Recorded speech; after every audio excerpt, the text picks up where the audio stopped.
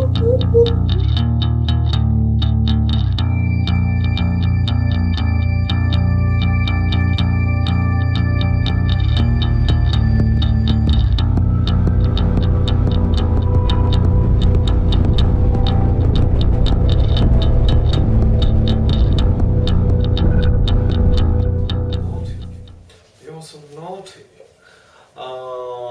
and welcome back for more of H.P. Lovecraft, Call of Cthulhu and other weird stories.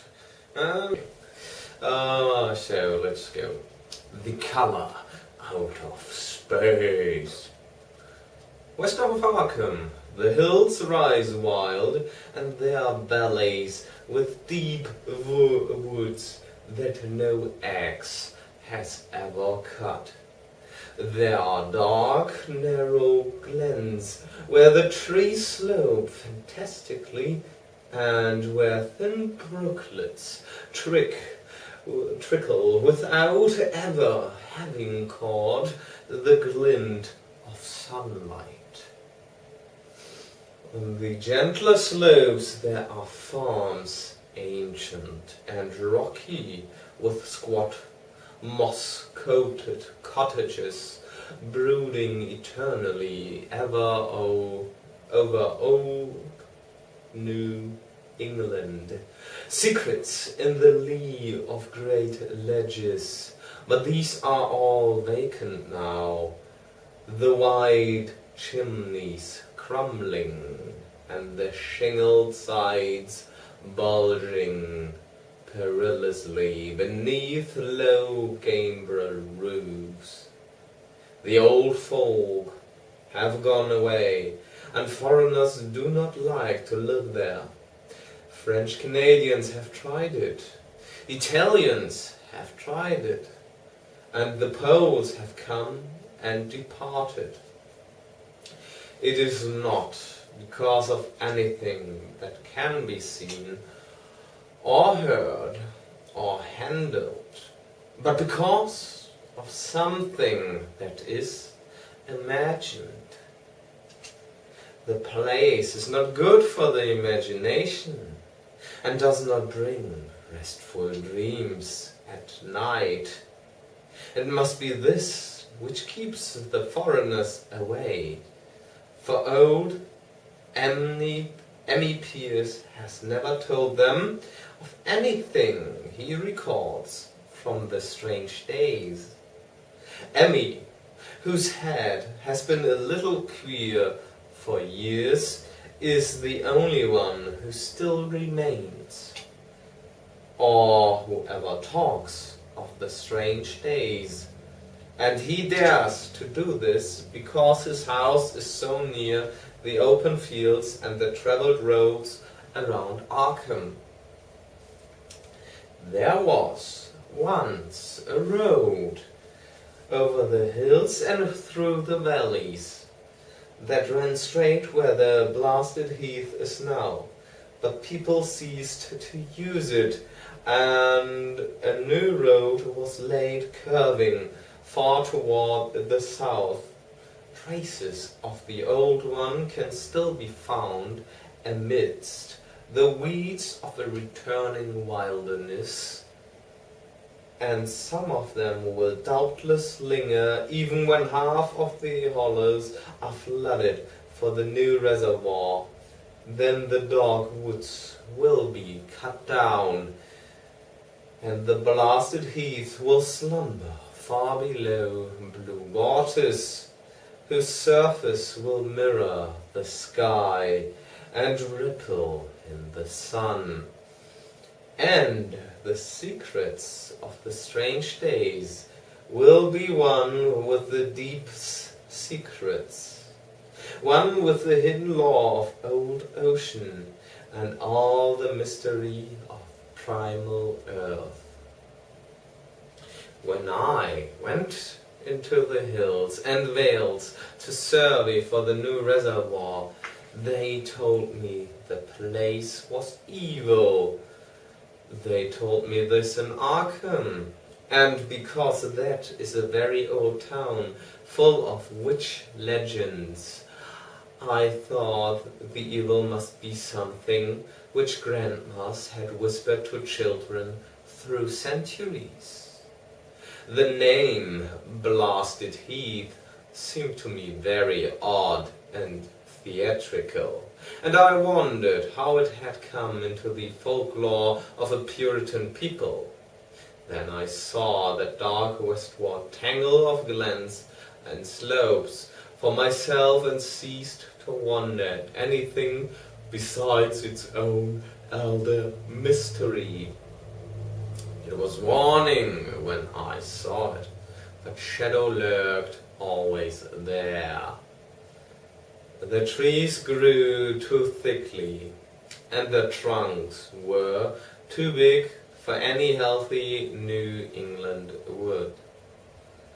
There was too much silence in the dim alleys between them, and the floor was too soft with the dank moss and mattings of infinite years of decay.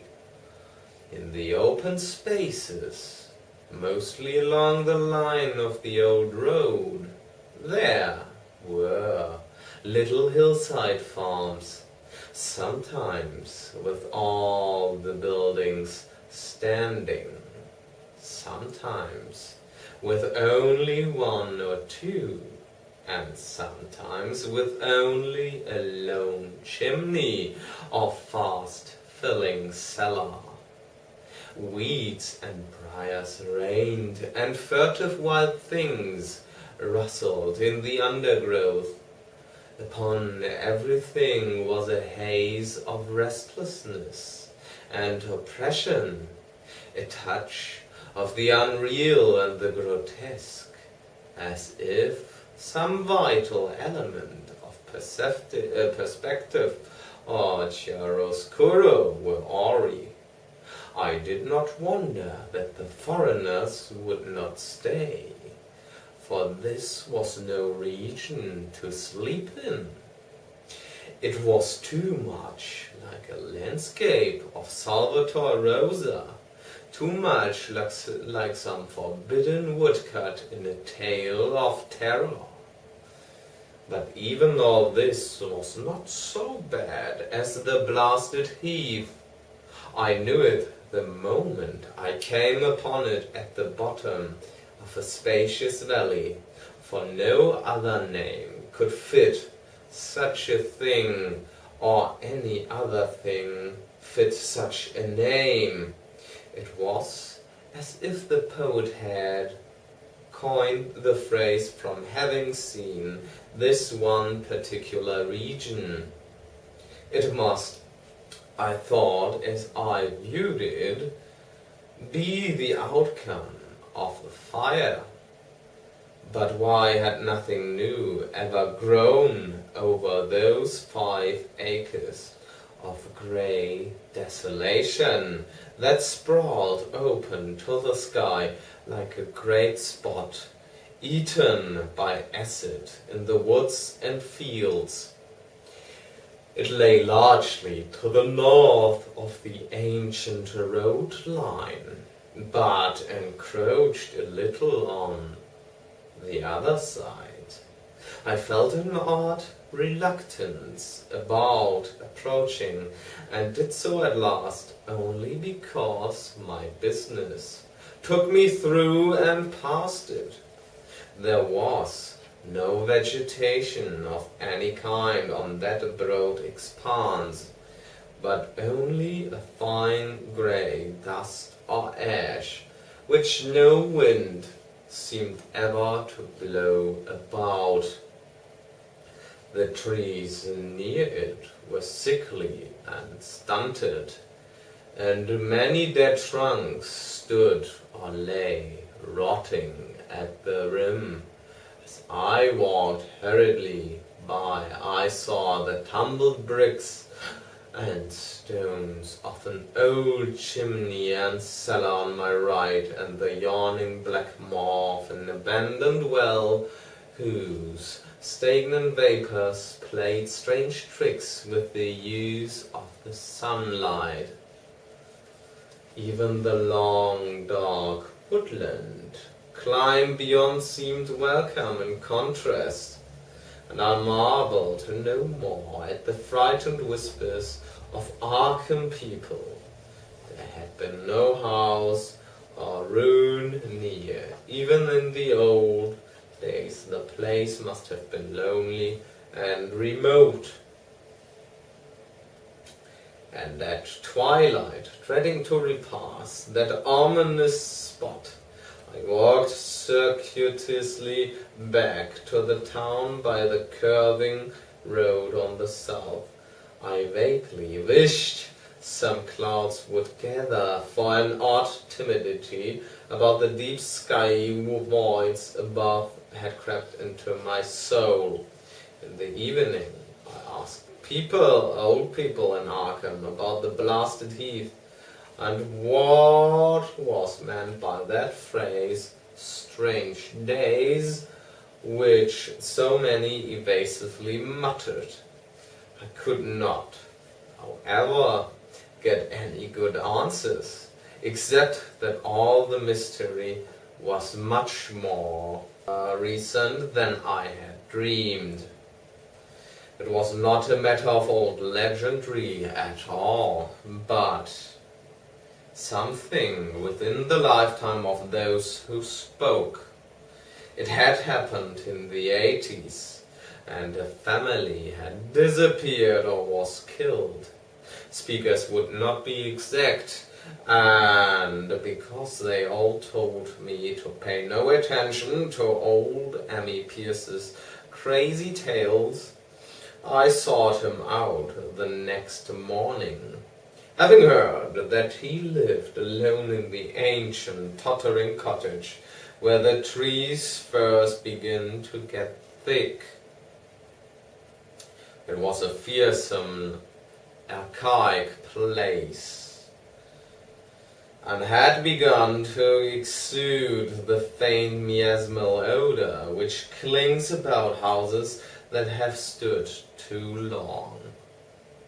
Only with persistent knocking could I rouse the aged man, and when he shuffled timidly to the door I could tell he was not glad to see me. He was not so feeble as I had expected, but his eyes drooped in a curious way, and his unkempt clothing and white beard made him seem very worn and dismal. Not knowing just how he could best be launched on his tales, I asked vague questions about the district. He was far brighter and more educated than I had been led to think, and before I knew it, had grasped quite as much of the subject as any man I had talked with in Arkham.